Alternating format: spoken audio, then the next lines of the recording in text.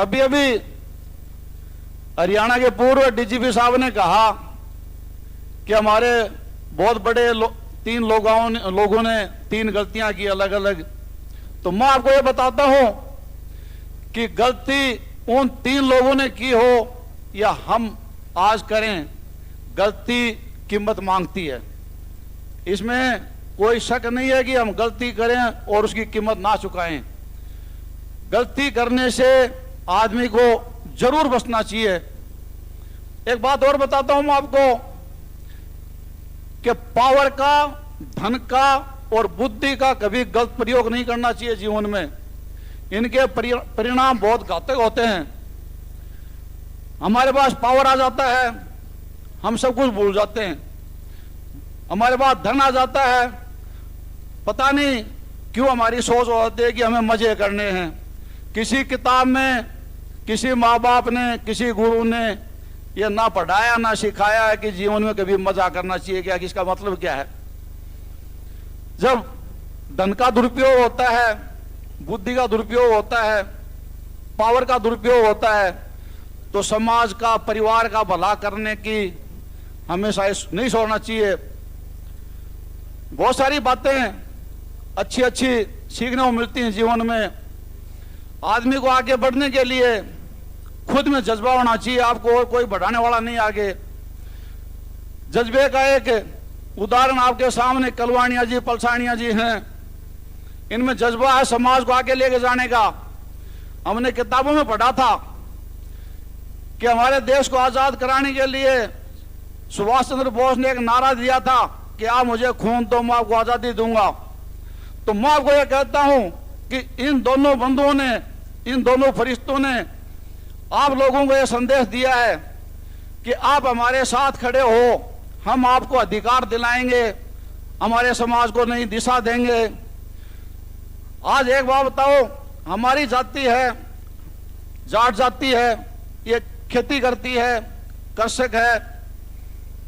यदि हिंदुस्तान से अनाज को और जो सीमाओं पे हमारे जवान, हमारे बेटे, हमारे भाई जो रक्षा कर रहे हैं, उनको हटा दिया जाए, हमारे पैदा किए अनाज को और हमारे नौजवानों को हटा दिया जाए, तो हमारे देश में क्या बचता है?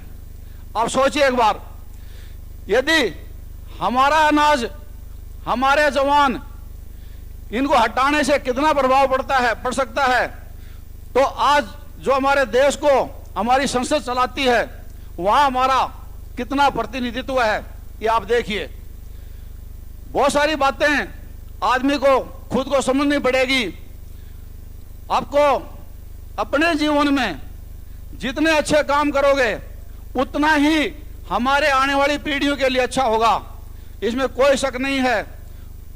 आपको मैं बताऊं, जब मैं यहाँ राजस्थान से पढ़ाई करके और मेरे को पैसा कमाना था, बड़ा आदमी बनना था पैसा कमाने के लिए, तो मेरे पास भाड़ा नहीं था।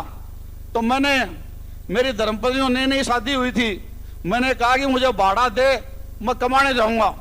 तो मैं 18 दिन मैं उसके घर बैठा रहा, तब उसने मेरे को 170 रुपये दिया। 170 रुपये 35 साल पहले। मैं बेंगलोर गया, वहां मैंने व्यापार सीखा, व्यापार किया। वहां कम से कम 20 लोग स्थापित थे, बड़े बड़े, हमारी जाति के नहीं थे, सभी दूसरी जातियों के थे।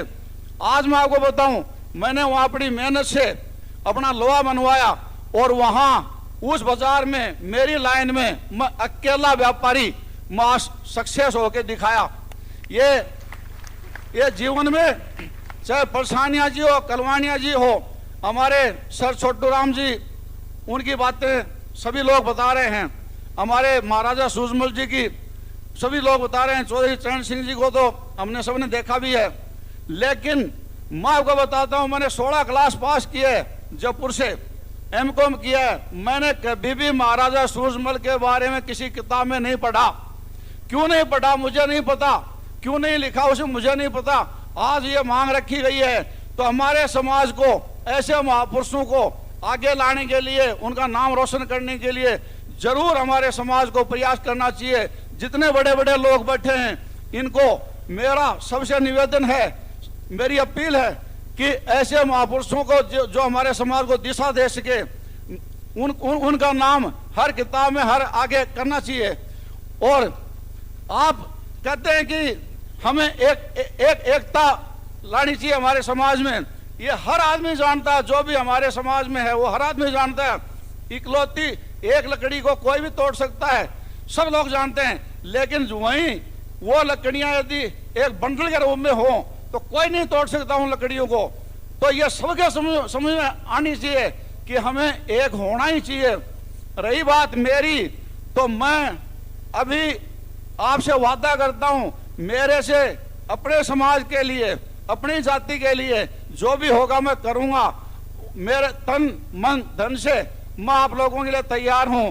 जय हिंद, जय भारत, राम राम।